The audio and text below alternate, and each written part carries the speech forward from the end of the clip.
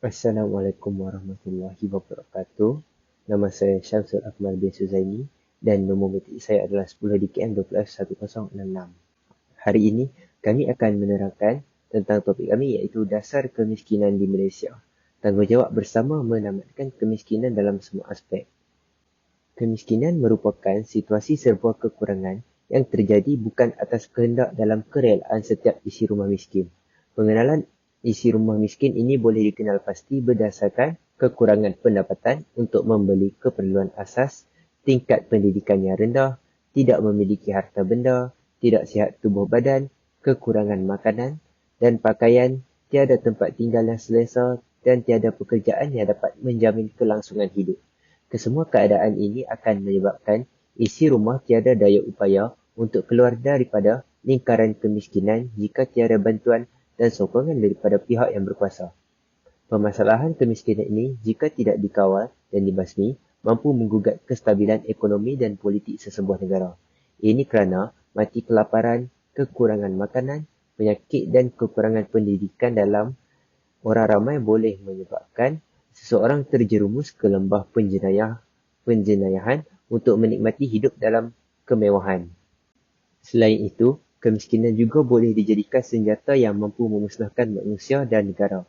Mengambil contoh dalam percaturan politik dunia, ekonomi sering dijadikan senjata bagi meruntuhkan sesebuah kerajaan yang memerintah. Buktinya, apa yang berlaku pada tahun 1997 dan 1998 akibat spekulasi di pasaran mata wang antarabangsa, banyak negara yang rancak membangun antaranya Korea Selatan, Thailand dan Indonesia berhadapan dengan masalah kewangan. Begitu juga halnya dengan Malaysia. Dewasa ini, insiden kemiskinan secara umumnya menunjukkan tren penurunan. Keadaan ini memberi gambaran bahawa kehidupan manusia yang semakin selesa. Senario kemiskinan dunia menunjukkan penurunan daripada 31.1% pada tahun 2002 kepada 22.7% pada tahun 2008. Faktor dan punca yang pertama, luntur didikan agama. Dalam era globalisasi masa kini, antara punca berlakunya ketidakprihatinan dalam kalangan masyarakat ialah kurangnya didikan agama dalam diri seseorang. Jika dalam diri tidak mempunyai sifat belas kasihan dan membantu, seperti yang dianjurkan dalam konsep Islam, sudah semestinya golongan tersebut akan terus berada dalam kesempitan hidup untuk meneruskan kehidupan yang sangat mencabar. Sebagai contoh, kewangan yang tidak stabil untuk membeli makanan, pakaian dan lain-lain lagi. Dalam setiap agama, tidak kira Islam, Hindu atau agama lain, perlu mempunyai sifat menyayangi dan suka membantu golongan yang memerlukan. Jika masyarakat tidak mendalami agama masing-masing, ini akan menyebabkan diri seseorang akan terus hidup dalam ketamakan dari segi wang, pangkat dan sentiasa mengejar keduniaan sahaja tanpa mempedulikan golongan bawahan yang hidup ada kala merempat dan tiada hala tuju. Kesannya, segelintir golongan yang miskin akan bertindak melakukan perkara-perkara yang tidak sepatutnya, seperti mereka terpaksa mencuri duit atau makanan untuk meneruskan kelangsungan hidup disebabkan tiada sesiapa yang sudi membantu. Yang kedua, ketidakprihatinan kerajaan. Kerajaan memainkan peranan yang sangat penting dalam meningkatkan ekonomi sesebuah negara. Peranan-peranan pemerintah adalah untuk memerhatikan keadaan ekonomi, sosial, budaya golongan sederhana dan golongan yang kurang bernasib baik. Pemerintah yang kurang peka terhadap pertumbuhan masyarakat miskin dapat menjadi salah satu faktor kemiskinan. Pemerintah tidak membuat tindakan yang mampu mengurangkan kemiskinan di negara ini. Golongan sederhana ialah golongan yang mempunyai pendapatan yang sederhana dan tanggungan yang banyak. Manakala golongan miskin ialah golongan yang kurang mampu untuk menyarah kos hidup pada negara yang menuju ke arah era globalisasi. Golongan ini bergantung kepada pihak kerajaan untuk mendapatkan perhatian sepenuhnya kepada mereka untuk menampung kos sara hidup semasa. Disebabkan ketidakprihatinan pemerintah, kadar pengangguran di Malaysia semakin meningkat, sama ada di bandar maupun di luar bandar. Jika diteliti secara mendalam, hampir setiap kawasan perumahan dan tempat awam terdapat sekurang-kurangnya 2 hingga 3 peminta sedekah. Ini menunjukkan pemerhatian kerajaan terhadap golongan yang memerlukan dan kurang bernasib baik sebegini tidak mencukupi dan menyebabkan mereka disisihkan oleh masyarakat setempat. Ini adalah contoh isu dari keratan akhbar yang terdapat di Malaysia. Assalamualaikum.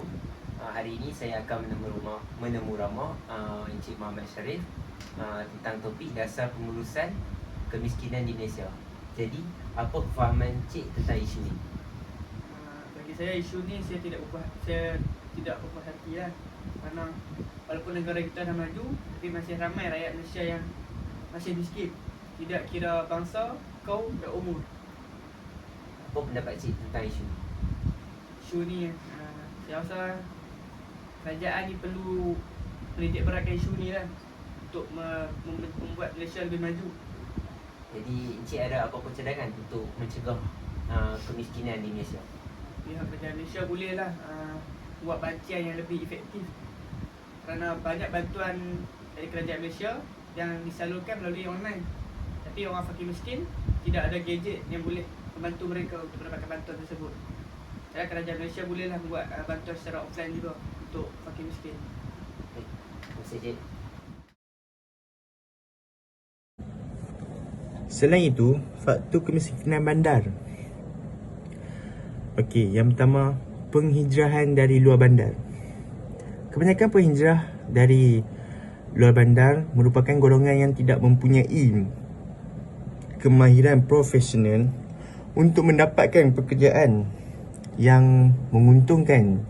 Selain itu, golongan ini juga dikatakan tidak mengetahui tentang maklumat dan pengetahuan dalam bentuk bantuan yang diadakan oleh agensi-agensi pemerintah. Mereka dipinggir dari memperoleh maklumat dan pelbagai bentuk bantuan dan pembangunan. Juga terpinggir dari sistem sosial dan sistem ekonomi bandar. Yang kedua, kos hidup di bandar adalah tinggi. Walaupun kebanyakan pendapatan penduduk bandar tidak dikategorikan sebagai golongan pendapatan rendah, namun begitu, pendapat mereka adalah tidak seimbang dengan pembelajaran. Ini disebabkan kos hidup bandar adalah tinggi dan membebankan. Kos hidup bandar pun amat dipengaruhi oleh pelbagai aspek, terutamanya ialah inflasi. Okey. Kadar inflasi 3.9% pada tahun 2009 telah meningkat kos hidup bandar dan seterusnya mempengaruhi kadar kemiskinan. Yang ketiga dan yang terakhir sekali, kekurangan peluang pekerjaan. Okey, di sini kan perebutan pekerjaan di bandar merupakan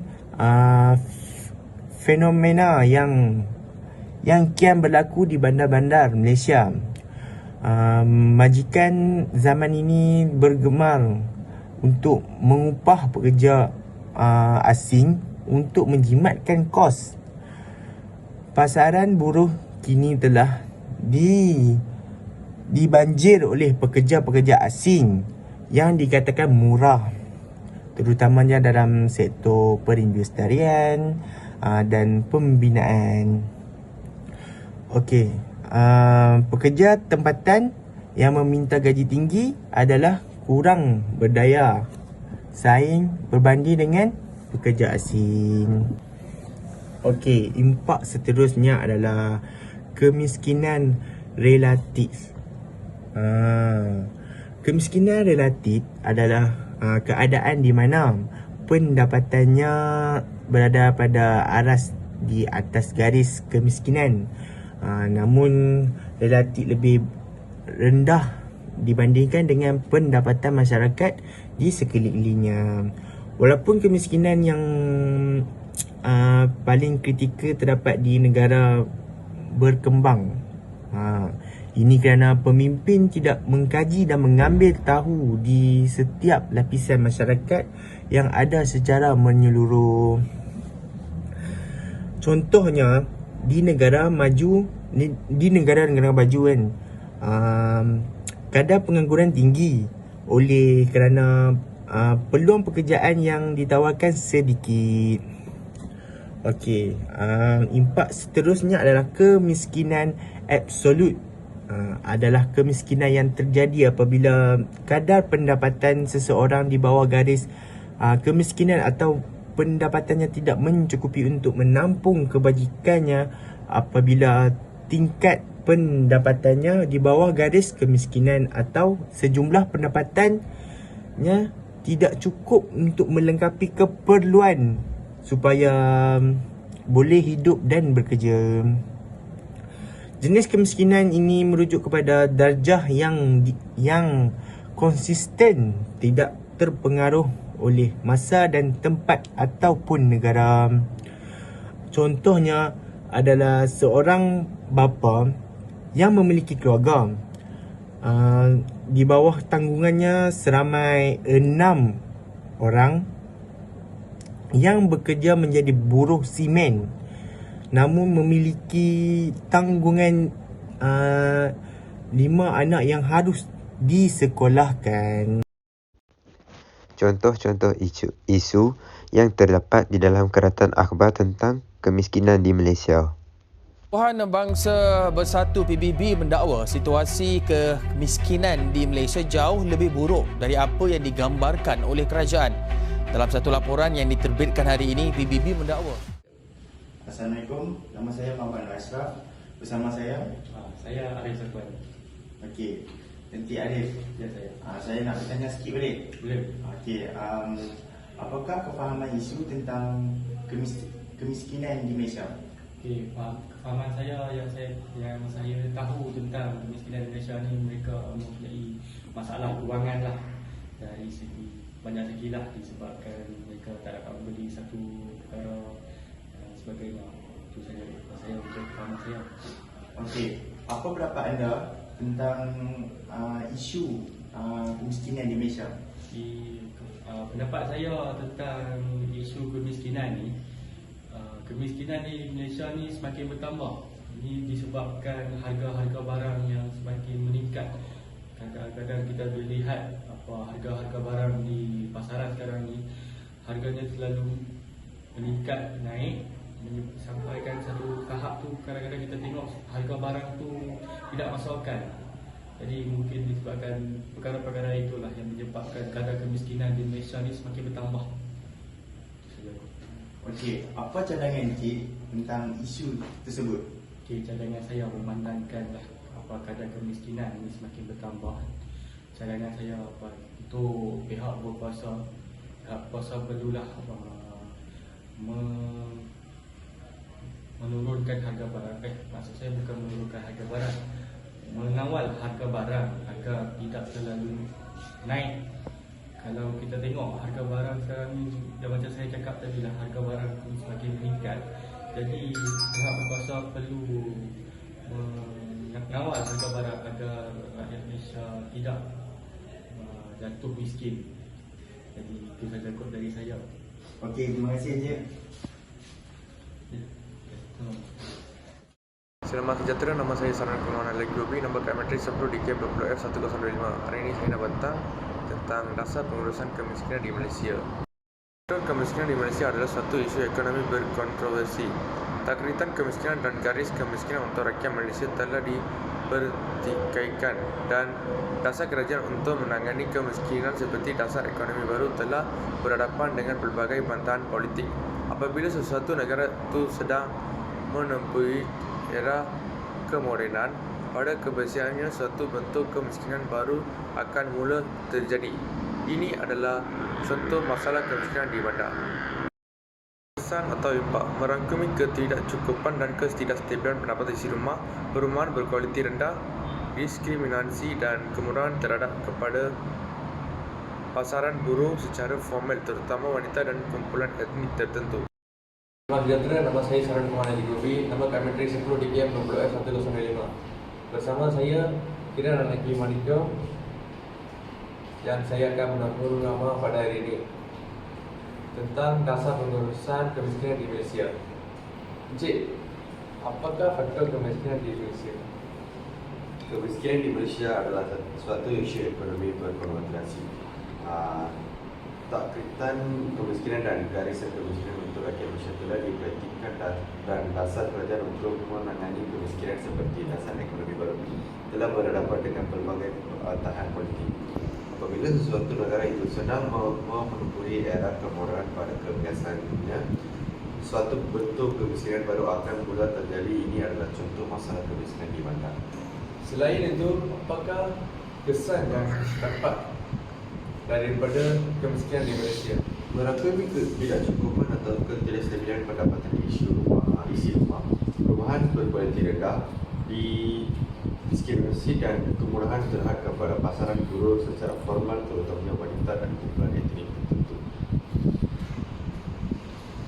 Sekian, terima kasih.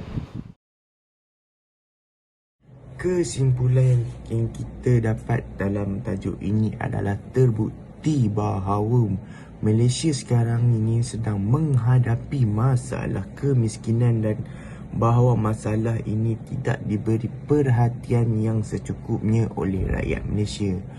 Terdapat banyak faktor yang memainkan peranan yang besar dalam masalah ini yang masih belum kita atasi.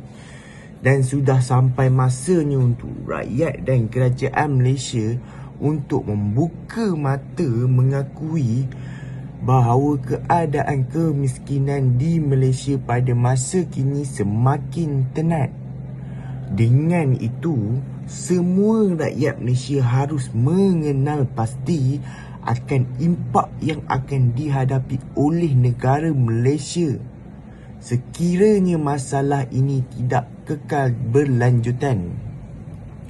Setiap pihak hendaklah memainkan peranan masing-masing dalam membanteras masalah kemiskinan di Malaysia supaya negara Malaysia boleh menjadi negara yang lebih maju seperti negara-negara di barat dan juga menjadi tarikan di mata dunia. Sekian, terima kasih.